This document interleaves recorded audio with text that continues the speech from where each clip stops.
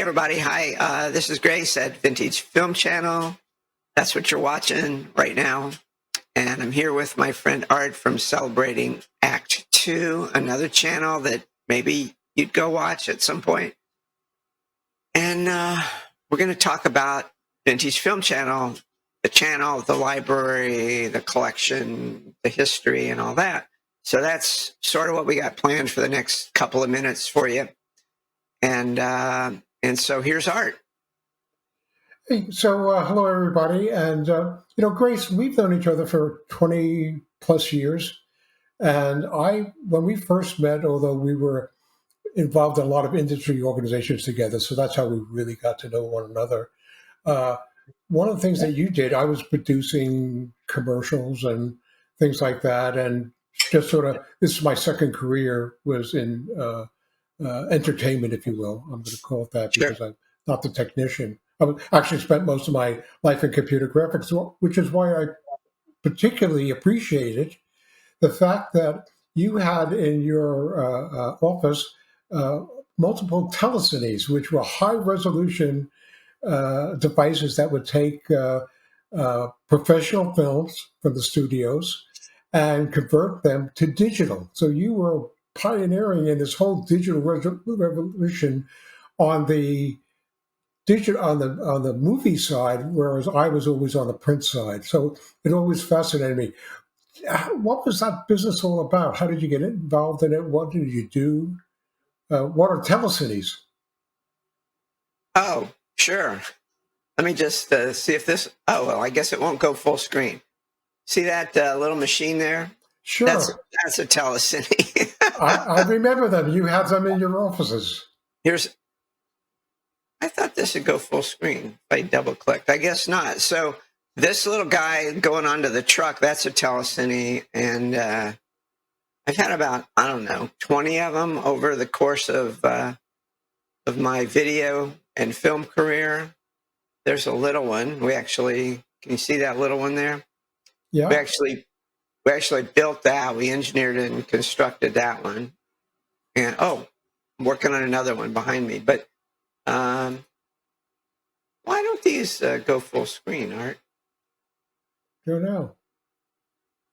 But anyway, let's get back to telecine. So, yeah. So sorry, I'm distracted. So here's this one up here is a sort of a panorama of the shop. You can see one of the machines here on the right side of the picture. So basically, telecine means television and film.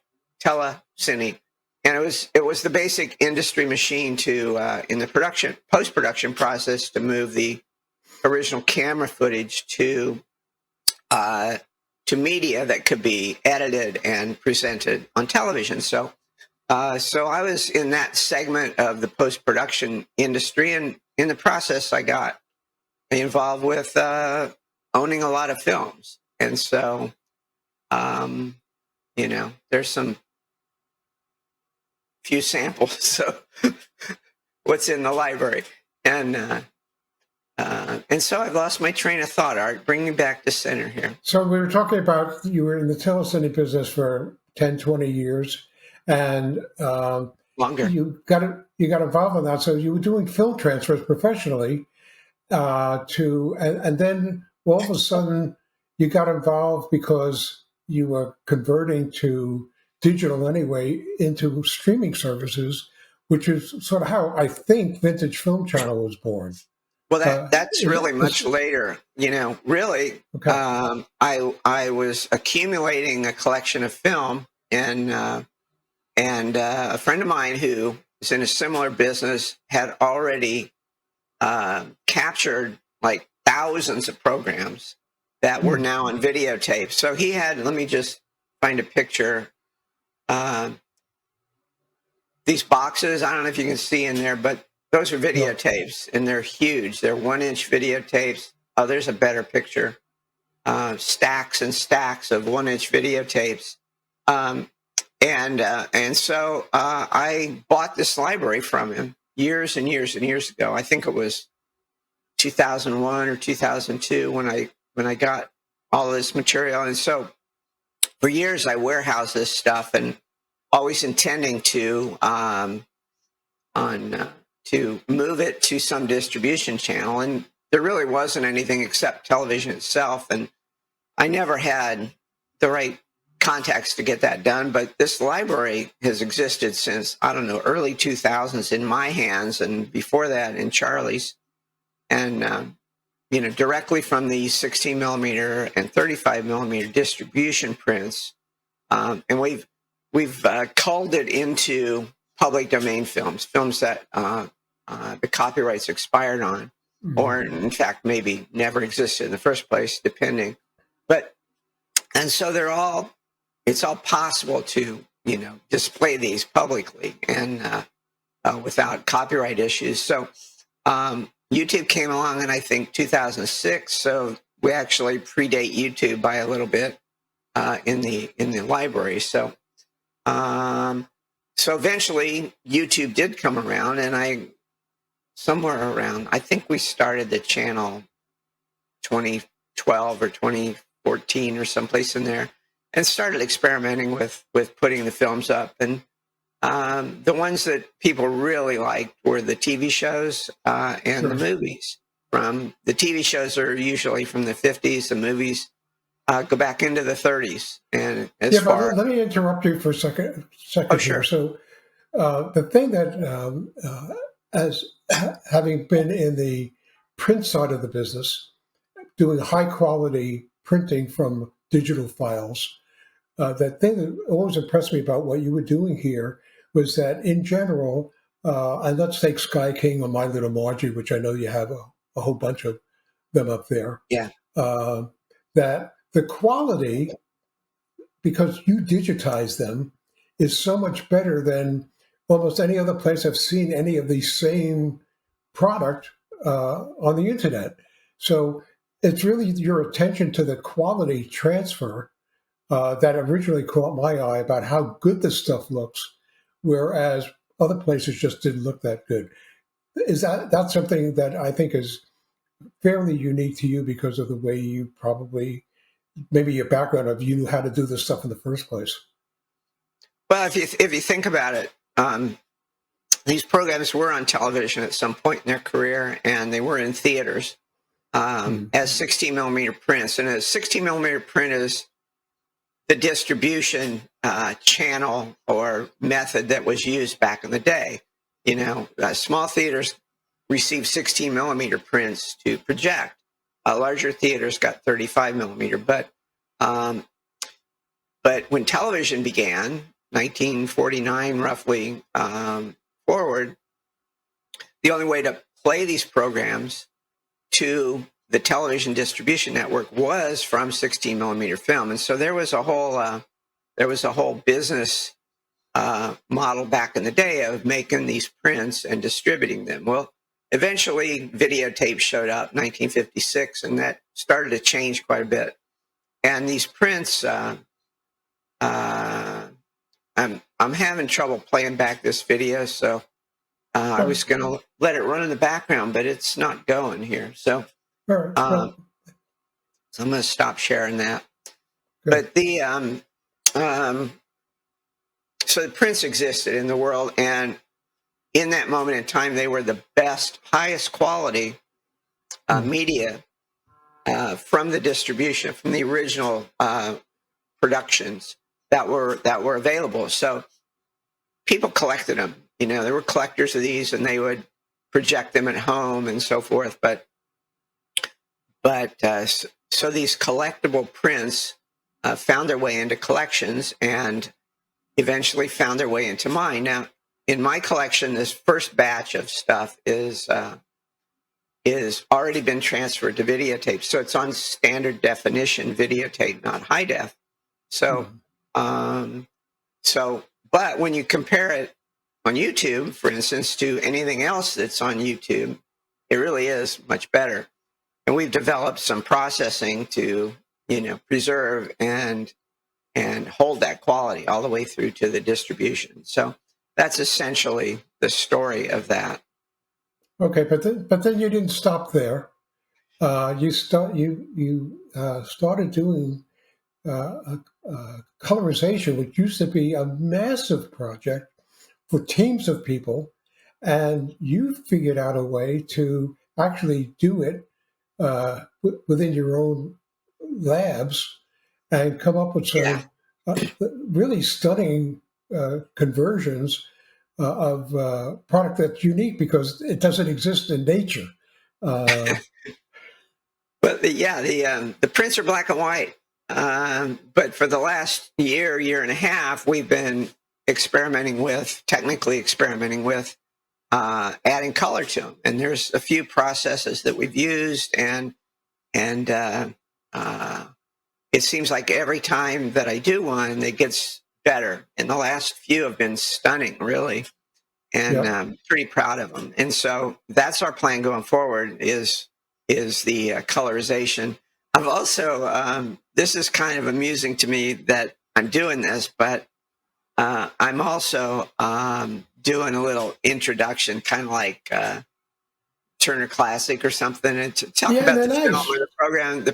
I don't know. I don't know. You know, you may love them, you may hate them, you may go, "Who cares?" I don't know, but it's sort of fun for me to do that. I'm a little scared of being on camera, but you know, I think it adds a little bit to the presentation of whatever film that we're playing. Now, I haven't actually made one for a while. We've been quiet. It's been a rough year, 2024, Yeah. but we're getting back to it. So, yeah. So, about how many films, either the original ones that you had that really didn't have much enhancement other than the fact that they're higher quality than you find almost any other place? So, the standard fare, if you will, of the original shows, now including a number of these colorized and commentated items. But how many films are on your Vintage Film channel today? I think it's around 350 or so Hmm. right now. And, you know, so that's pretty cool. I'm, you know, actually, I've probably taken down maybe 100 or more that were very little traffic. People just didn't seem to care about them. That was in the early days, so I still have those. I can maybe eventually colorize and go back with. But Well, uh, I have to tell you, my favorites are My Little Margie with Gail Storm, because I remember watching that when I was a kid. And Sky King, you've got a whole bunch of Sky Kings up there, and I loved it with Penny and Songbird, and it was a really terrific show. And you've got a whole bunch of them up there. uh, yeah, well, Sky King is pretty fun. They've been up there. I think there's 6 or 7 of them up there right now. But Mm. um, let me just illustrate this with a picture if I can find it real quick. Maybe not. Yeah, it's tough being the producer and the technician behind the Yeah, screen, I'm the editor. as well I'm as being on screen. Right? I know about that because I do the same thing with the productions we do at over at Celebrating Act Two. So let me, you know, this may be something I can cut out here, but I'll show you the just a sample of the latest color, and this is a Charles Bronson featured Mm. film from 1955, and so this is kind of fun. I'm just going to roll the. Can you hear the audio? Did you hear the audio there or I not? heard the audio, but I haven't seen the. You have I'm to not sure bring the I B-roll enabled the in. audio. Anyway, so I'll just let this. Oh, I'm not even sharing it. So let me share. No, This producer stuff is really hard. I know. Kudos to everybody who's doing this. It's a difficult thing. Okay, so here's okay. Share a tab or screen instead. Chrome tab, window. All right. Apparently, I can't share the audio, but I'll just show you the picture here. Um, so Wow. this is Now the audio's coming through. okay. This we believe is a young Morgan Freeman. Wow.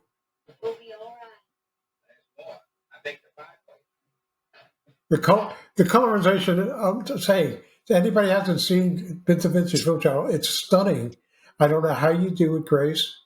I know that other than the fact that you told me that you actually like sort of massage it 2 or 3 ways from Sunday with different kind of programs, and you found the right alchemy, if you will. And look at the color; it's stunning. It kind of is alchemy. It's it's a process. It involves about 5 separate steps to get to this level of color, and I'm pretty proud of the way we figured it out and the fact that it's coming out this well so far, and hopefully it gets even better over time. But each one seems to get a little better. Now this has been up there. I got to take a look at it because this is live, right? I can go to the channel right now and see this one. Yeah, I don't think I've seen this one before. It's on the channel. Let me just blow it up here a little bit closer. You can see a couple of things. The color's pretty good, and this was derived from standard definition videotape, 1-inch videotape, as we showed before. But and so you can see it's not sharp and crisp like a brand new HD production like your camera or my camera right now, but it is very, very good compared to anything else coming out of that era, unless it's original film transferred today at a higher resolution. So that's possible to do, but I don't see anybody doing that on YouTube. Most of the old video programs that you see are derived from home recordings, and they suck. So, Well, I think it's sort of like as a review of why I like the Vintage Film Channel. I thank you for the opportunity to talk to you about it because I've learned actually a few new things which I didn't know before. And we get together all the time. Powered by coffee. Okay, that you have a unique offering. I enjoy it because of the quality. I appreciate the quality, and you have some unique stuff up there that doesn't exist anyplace else. I think one of them is about some kind of documentary about Singapore, which is that's really a great film, and a lot of people really enjoyed that. Right. So you've got a lot of really unique stuff up there, but besides unique, you have stuff that could be found other places, but not with the quality, whether it was the standard initial offerings, but the colorization stuff you do now. Quite frankly, I used to look at colorized films and I got turned off because the professionally done ones were very poor quality originally. And you're doing stuff now that beats the heck out of anything that I've seen colorized. There are a few things that have done more recently, but actually the basic algorithm that we're using to find the color in the black and white is what Hollywood's using now for feature films. So we're doing it on a little tiny level with almost no budget. By the way, budget, it is actually kind of expensive to do that because there's money involved to go through the process. So that's part of the reason it goes slow. So if things go according to plan, because I know that like you said, for all of us, 2024 was a rough year, particularly the second half of it. Now that you're maybe a little bit more open for the 2025, what can we expect from Vintage Film Channel?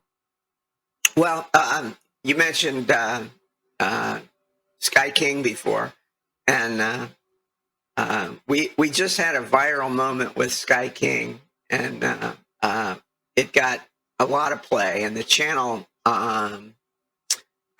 subscribers went up a huge amount, and I really appreciate everybody who did subscribe, and so I found some more Sky King, so that's one thing. Great. In my library, there's at least a few more, and possibly as many as 5 or 6 more. So I'll be working on those coming up, and I've got one. Hold on, I forget what it is. Stop, Charles Bronson. Stop. Don't talk. Okay. I've got one here called Man Behind the Badge. King's Circus is the episode. And that's about partway through. So that'll be coming, and there's more. There's hundreds. There's actually thousands more that I have in the library. And so, budget permitting, we'll be working on those this year. I'm trying to get back to a routine of, working on it every week. It takes, I don't know, probably takes 8 to 10 hours to go through the process of producing an episode. And if I can break out that much time every week, then that's my goal. So, having fun, trying to get back into the routines of getting these done. So, anyhow, what else do we have? I don't know. Anything else to talk about? Well, no, because there's so much fascinating stuff. I know some of the other things that are actually vying for your time. You're actually developing machines and things like that. Can you see it? I don't know if that shows up. You're making your own film transfer devices, and you're doing that most of that stuff on a 3D printer. So yeah, so I've had to and so AI programming. I have a list of things that I'm working on. I'm working on the scanner behind me. That one's a small gauge scanner. Got a 16 millimeter version in my head that hasn't been worked on yet. I bought an old camper van that I was going to say restoring. Not just a camper van, a Sprinter, a diesel-powered Sprinter van that you are stripping apart and rebuilding almost from the ground up. Yeah. So the key word is old.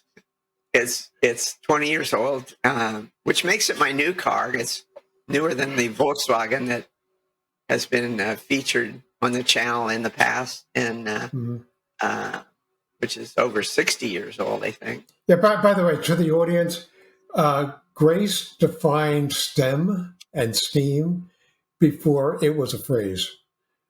She's been when my partner John and I introduced Grace. Because we've collaborated on some projects together, we refer to her as the smart one. So, thank you.